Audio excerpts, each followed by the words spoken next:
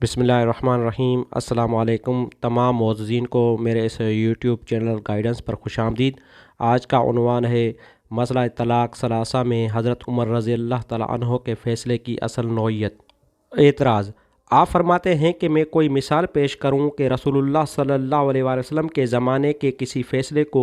خلفائے راشدین نے بدلا ہو۔ اس سے تو آپ بھی انکار نہیں کریں گے کہ نبی اکرم صلی اللہ علیہ وآلہ وسلم کے زمانے میں ایک مجلس میں دی ہوئی 3 طلاقوں کو ایک شمار کر کے طلاق رجعی قرار دیا جاتا تھا۔ حضرت عمر رضی اللہ تعالیٰ عنہ نے اپنے زمانے میں اسے 3 شمار کر کے طلاق مغلظہ قرار دے دیا اور فقہ کے روح سے امت آج تک اسی پر عمل کر رہی ہے۔ جواب: اس معاملے میں پوزیشن یہ ہے کہ حضور صلی اللہ علیہ وآلہ وسلم کے زمانے میں بھی 3 طلاق 3 ہی سمجھی جاتی تھیں اور متعدد مقامات میں حضور صلی اللہ علیہ وآلہ وسلم نے ان کو 3 ہی شمار کر کے فیصلہ دیا ہے۔ لیکن جو شخص 3 مرتبہ طلاق کا الگ الگ تلفظ استعمال کرتا تھا، اس کی طرف سے اگر یہ عذر پیش کیا جاتا کہ اس کی نیت ایک ہی طلاق کی تھی اور باقی 2 مرتبہ اس نے یہ لفظ محض تاکیداً استعمال کیا تھا، اس کے عذر کو حضور صلی اللہ علیہ وآلہ وسلم قبول فرما لیتے تھے۔ حضرت عمر رضی اللہ تعالیٰ عنہ نے اپنے عہد میں جو کچھ کیا وہ صرف یہ ہے کہ جب لوگ کثرت سے 3 طلاقیں دے کر ایک طلاق کی نیت کا عذر پیش کرنے لگے